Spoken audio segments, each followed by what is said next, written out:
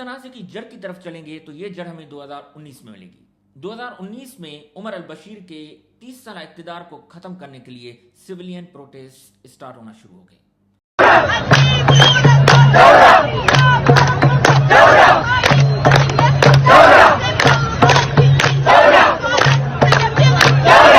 وہ اس وجہ سے ہوئے کیونکہ اکنامک کولیپس سوڈان میں ہوا تھا.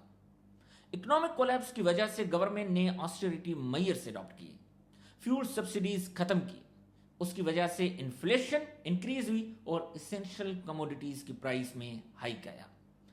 تو سوڈانیز پروفیشنلز ایسوسی ایشن نے احتجاج کی کال دے دی, جو ریپریزنٹ کر رہی تھی doctors, health workers, lawyers and other professionals کو. دیکھتے ہی دیکھتے یہ احتجاج پورے ملک میں شروع ہو گئے. ان احتجاج کا مقصد ایک ہی تھا کہ اکنامک ریفارمز لے کے آئیں اور ڈیموکریٹک ریفارمز لے کے آئیں. ڈیموکریٹک ریفارمز سے مراد یہی تھا کہ عمر البشیر کے اقتدار کو ختم کرنا, کیونکہ وہ ایک آٹوکریٹک لیڈر تھا. تو اس وقت ملٹری کمانڈر جنرل عبد الفتاح البرہان نے عمر البشیر کی حکومت کو ختم کر دیا اور اقتدار خود سنبھال لیا. مگر احتجاج پھر بھی ختم نہیں ہوئے, کیونکہ لوگ یہی سمجھتے تھے کہ ملٹری بھی پارٹنر ہے عمر البشیر کی.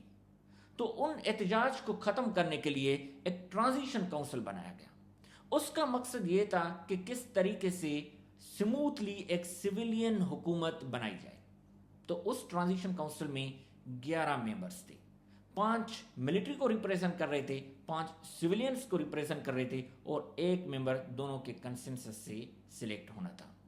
اس پوری کونسل کو جو ہیڈ کر رہا تھا جنرل عبد الفتاح البرہان ملٹری کمانڈر کر رہا تھا, اور جو سویلینز سے ریپریزنٹ کر رہا تھا ریناؤنڈ اکنامسٹ عبداللہ حمدوک ریپریزنٹ کر رہا تھا.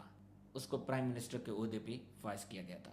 General Abdel Fattah al-Burhan, the current head of the Transitional Military Council, will be replaced by a civilian for the remaining 18 months of the transitional period. یہ transition council 39 months کے لیے بنائی گئی تھی. اس کا مقصد یہ تھا کہ at the end of the period civilian حکومت بحال کرنی ہے, الیکشن کنڈکٹ کرنی ہے, اور اس میں یہ تھا کہ 21 منتھس تک ملٹری اس کو رول کرے گی اور اس کے بعد باقی پیریڈ سویلین اس کو رن کریں گی.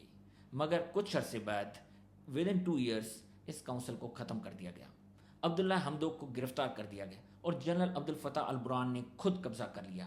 مگر 3 دن کے مسلسل پروٹیسٹ کی وجہ سے عبداللہ حمدوک کو اگین بحال کر دیا گیا. اب عبداللہ حمدوک کس وجہ سے نیا ایگریمنٹ کر کے آیا, اس کے ریزنز کیا ہیں, آئیں اس کی زبانی سنتے ہیں. When I signed that political agreement, I had